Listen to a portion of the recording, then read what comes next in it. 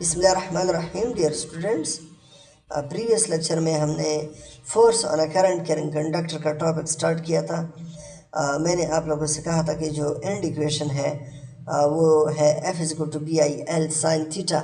अगर आप इसको वेक्टर फॉर्म में लिखना चाहो तो आप इसको इस तरह लिखोगे। 13.2 इक्वेशन जो आप लोग देख रहे हो, इसके मुताबिक फोर्स मैक्सिमम उस वक्त होगा जब बी और एल के दरमियान एंगल 90 डिग्री होगा, तो साइन 91 आता है, तो मैक्सिमम फोर्स अप्लाई होगा कंडक्टर के ऊपर और वो बराबर होगा F is equal to B I L sine theta. और साइन 91 हो जाएगा तो वो लिखने की ज़रूरत नहीं है।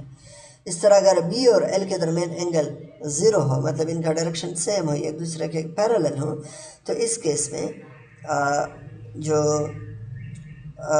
फोर्स लगेगा करंट कैरिंग कंडक्टर पे वो ज़ीरो होगा, क्योंकि साइन ज़ीरो होता है तो फोर्स आपके पास ज़ीरो आएगा। अच्छा, अब फोर्स जो है वेक्टर क्वांटिटी है। अब इसका डायरेक्शन भी हमने फाइंड करना है। इसके लिए हम फ्लेमिंग लेफ्ट हैंड रूल को यूज़ करेंगे। ये फ्लेमिंग लेफ्ट हैंड रूल है। The thumb and the first finger of the left hand are set at right angle to each other. तो ये आपका लेफ्ट हैंड है, इसके जो दो फिंगर हैं, एक थंब है, ठीक है, इनको आपने एक दूसरे के परपेंडिकुलर लेना है। तो ये जो फिंगर है ये करंट को शो करेगा, ये वाला मैग्नेटिक फील्ड, और ये जो थंब है ये force on a current carrying conductor को शो करेगा। ठीक है, अब हम बात करते हैं मैग्नेटिक इंडक्शन बी के सिस्टम इंटरनेशनल यूनिट पे। तो याद रहे सिस्टम इंटरनेशनल में मैग्नेटिक इंडक्शन बी की जो यूनिट है वो है टेस्ला। और टेस्ला किस चीज़ के बराबर है, ज़रा आप लोग ये इक्वेशन देख लें। F is equal to B I L, या ये वाला देख लें, साइन थीटा लिखने की ज़रूरत नहीं है, बी आई एल, क्योंकि जब हम यूनिट की बात करते हैं तो हम साइन थीटा और ये चीज़ें इग्नोर कर देते हैं। ठीक है, तो F is equal to B I L, तो इससे बी क्या आएगा, आई एल को आप दूसरे साइड पे डिवाइड कर दो तो यह आ जाएगा F divide by I L, F divide by I L. तो इसमें एफ जो है वो न्यूटन है, आई जो है ये एम्पेयर है, एल जो है ये मीटर है। तो इस हिसाब से आपके पास जो टेस्ला है वो आ जाएगा न्यूटन पर एम्पियर पर मीटर। ठीक है, अब 1 टेस्ला किस चीज़ के बराबर है, अगर कंडक्टर के अंदर 1 एम्पियर करंट फ्लो कर रहा हो और मैग्नेटिक फील्ड के अंदर 1 मीटर कंडक्टर पड़ा हुआ हो, तो इस सूरत में अगर force on a current carrying conductor 1 Newton हो तो हम कहेंगे कि मैग्नेटिक इंडक्शन भी 1 टेस्ला है। ठीक है, तो सिंपल आप लोग इसमें वैल्यूज पुट करें, फोर्स कितना है, करंट कितना है, और length of wire inside the magnetic field कितना है, तो आई एल को आप मल्टीप्लाई करो और आखिर में फिर एफ पे डिवाइड कर दो, तो आपके पास मैग्नेटिक फील्ड स्ट्रेंथ आ जाएगा। ठीक है, तो ये डेफिनेशन है इसकी। इसके अलावा आप गाज यूनिट भी यूज़ कर सकते हो।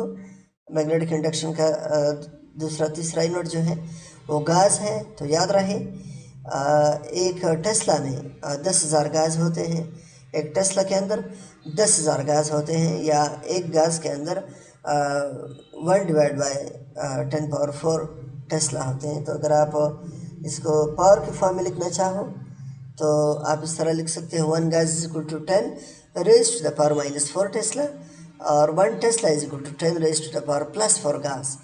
तो साफ पता चलता है कि टेस्ला जो है ये 10,000 गुना गाज से बड़ा यूनिट है। ठीक है, अब ये जो आप लोग एग्जाम्पल 13.1 देख रहे हो ये आप लोगों ने करना है। ठीक है, इसमें लेंथ आपने कन्वर्ट करना होगा सेंटीमीटर से मीटर में, तो आप 100 पे डिवाइड करोगे तो 0.1 मीटर आ जाएगा। इस तरह एंगल साइन 30 आप लोगों ने लेना है, और मैं आप लोग को बता चुका हूँ कि साइन 30 क्या आता है, कास 30 क्या आता है, इस तरह 45 पे क्या आता है, 60 पे क्या आता है, 0 degree, 90 degree, 180 degree, 270 degree, 360 degree, सब कुछ मैं बता चुका हूँ। तो अगर आप लोग को फिर भी मसला है तो वो वीडियोस आप लोग देख सकते हैं। अच्छा, अब बात करते हैं मैग्नेटिक फ्लक्स। तो इलेक्ट्रिक फ्लक्स हमने पढ़ा था, बिल्कुल इसी तरह मैग्नेटिक फ्लक्स है। और जो मैग्नेटिक फ्लक्स है it is the dot product of magnetic induction and vector area. तो ये आप लोग देख लें डॉट है, तो हम cos थीटा लिखेंगे। एक तरफ मैग्नेटिक इंडक्शन है, दूसरी तरफ वेक्टर एरिया है। नॉर्मल हम जब मैथ्स में एरिया को पढ़ते हैं तो वो स्केलर क्वांटिटी होता है, क्योंकि उसमें लेंथ और विड्थ को हम मल्टीप्लाई करते हैं। लेकिन इस केस में हम वेक्टर एरिया लेंगे, मतलब जो एरिया है ये सिंपल एरिया नहीं होगा बल्कि इसका डायरेक्शन होगा। ठीक है, तो बी और ए के दरमियान जो एंगल है वो थीटा है। अब ये मैक्सिमम कब होगा, मिनिमम कब होगा, इस पे भी हम बात करते हैं। लेकिन उससे पहले आप मुझे ये बता दें कि जो मैग्नेटिक फ्लक्स है, इससे पहले आप लोगों ने इलेक्ट्रिक फ्लक्स पढ़ा था। ई डॉट ए उसका इक्वेशन था ई डॉट ए, क्योंकि वहाँ पर इलेक्ट्रिक फील्ड हम पढ़ रहे थे तो इलेक्ट्रिक फ्लक्स था। अब यहाँ पर मैग्नेटिक फील्ड है या मैग्नेटिक इंडक्शन है, तो इस हिसाब से मैग्नेटिक फ्लक्स आएगा आपके पास। अच्छा, अब ये ज़ीरो कब होगा, जब एंगल आपके पास बी और ए के दरमियान जब एंगल 90 होगा, मतलब जब बी और ए एक दूसरे के परपेंडिकुलर होंगे तो मैग्नेटिक फ्लक्स ज़ीरो होगा। मतलब जो मैग्नेटिक फील्ड लाइंस हैं वो इस जो आपके पास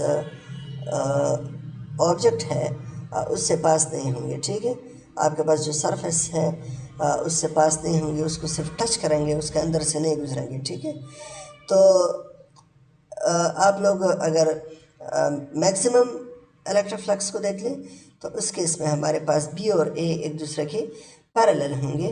तो cos ज़ीरो मैक्सिमम वैल्यू हमें देता है 1 देता है, तो magnetic flux is equal to B A आपके पास आ जाएगा, क्योंकि एंगल जो है वो ज़ीरो है, cos ज़ीरो 1 के बराबर है। तो आप लोग अब इसके यूनिट्स की बात करें। जो मैग्नेटिक फ्लक्स है उसका यूनिट है वेबर, और वेबर किस चीज़ के बराबर होगा यहाँ पर आप लोग देख लें। बी और ए का यूनिट आप लेना है। तो बी के बारे में मैंने बताया कि ये टेस्ला है, और ए के बारे में मैंने बताया कि ये मीटर स्क्वायर है। तो tesla metre square is equal to weber. Weber किस चीज़ के बराबर है, टेस्ला मीटर स्क्वायर। ठीक है, टेस्ला मीटर स्क्वायर। अच्छा, अब टेस्ला किस चीज़ के बराबर था, ये भी आप लोगों ने देखा था कि टेस्ला किस चीज़ के बराबर है। ठीक है, वेबर को हमने यहाँ इसका न्यूटन पर एम्पियर पर मीटर इस चीज़ के बराबर है। तो आप लोग इस इक्वेशन में जो बी का यूनिट है वो आप लोग पुट कर लें, न्यूटन पर एम्पियर पर मीटर, और एरिया मीटर स्क्वायर है। तो ये सिंप्लीफाई होकर आपके पास वेबर जो है मैग्नेटिक फ्लक्स का यूनिट है वेबर, वो इस चीज़ के बराबर आ जाएगा। तो इसमें मीटर जो है वो पॉजिटिव में आ गया, एरिया जो करंट है वो पहले की तरह नेगेटिव में है। तो बहुत ज़्यादा इम्पोर्टेंट डिस्कशन है माय डियर स्टूडेंट्स। इस एरिया से ज़रूर एक MCQs कम से कम आएगा। अब मैग्नेटिक फ्लक्स डेंसिटी की बात करें तो जब आप मैग्नेटिक फ्लक्स को एरिया पे डिवाइड करते हो तो आपके पास जो मैग्नेटिक इंडक्शन है उसको फिर हम मैग्नेटिक फ्लक्स डेंसिटी भी बोलते हैं, या आप सिंपल इस तरह भी कह सकते हो कि magnetic flux per unit area, magnetic flux per unit area is called magnetic flux density या मैग्नेटिक इंडक्शन।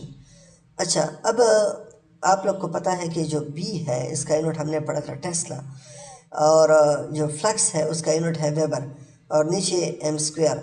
तो टेस्ला को आप वेबर पर एम स्क्वायर भी लिख सकते हो। तो एक और इम्पॉर्टेंट इंफॉर्मेशन आप लोग के पास आ गई यूनिट के हवाले से।